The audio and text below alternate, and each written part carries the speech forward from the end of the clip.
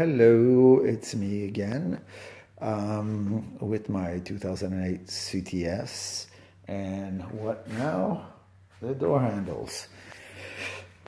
Problem with the car, the doors don't open. I need the key on this side to get in. Two front doors. It seems to be a common problem with these cars. And what's the culprit is usually the micro switches, those two little switches you see out here. Okay? So, because these doors don't have a metal rod that goes down to the door latch, it's all done electrically. Okay, and part of that is because they also have a keyless entry, which would have two more wires, but this car doesn't have it. So to change those micro switches is not that big a deal. It's kind of hard to get the parts apart, but you can't buy the harness and the switches. You got to buy the whole door assembly, which makes it a hell of a lot of money for those little switches. So that's very frustrating for me. So my plan is to rewire them with a standard $1.50, 99 cents US, I guess, micro switch, and then make it fit. So first thing I discovered is these four wires are what triggers the opening of the door latch or actuator. And in your car, you may have a yellow and a white wire over here, which go to the antenna of the remote keyless entry. Okay, so in this case, I don't know how to wire them, but I suppose it might be exactly the same. How this works is you got two switches on, and not on this one, there's only one, on the other one. And the two outside wires, the green and the blue, are grounds. And the two inside wires, gray and orange, are the trigger wires. So for my testing, I've stowed one of the ground wires, which is the blue wire, and I've connected the two trigger wires to one side together, and the gray grounds on the other side. So electrically,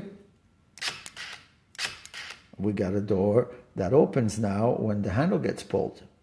Now the only thing is to make the door handle push on this thing. Okay, so to do that, I got to get back here, and I had to grind out the hole.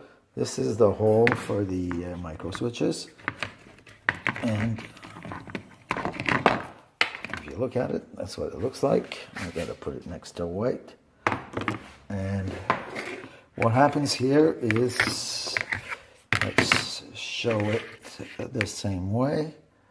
Hole is bigger.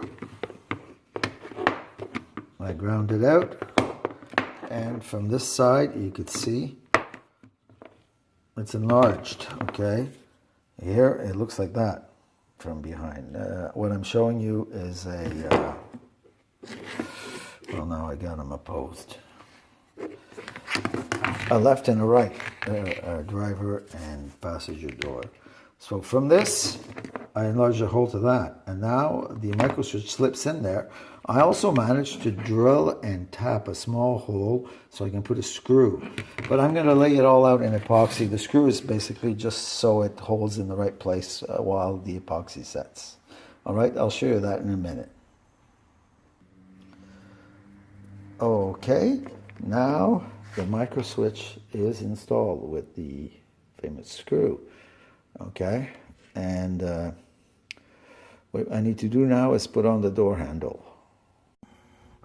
Okay, so there's the micro switch with a goob of epoxy falling off it, and it's put back where it should be.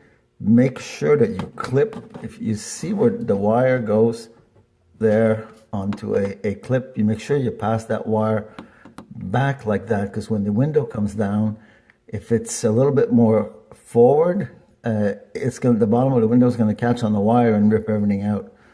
I almost had that problem, but that clip up there pulls it back. Maybe I could have run it behind the lock actuator, but the rod, I mean, but it's okay like that. And then make sure this gets put back here also, and all the wiring, everything clears the door, the glass as it comes down. did the same thing on the other side and went really well. And that solved the problem of the doors not opening in the front. I always had to roll down the windows and pass my hand in. Or in this case, on the 2008, I have a key on the outside, so I could get in with the key. Now, the two back windows, well, the back doors, I mean, well, they don't unlock either. One pump only locks, and one on the opposite side doesn't lock or unlock. So I have a fix for that too, and that's coming up next.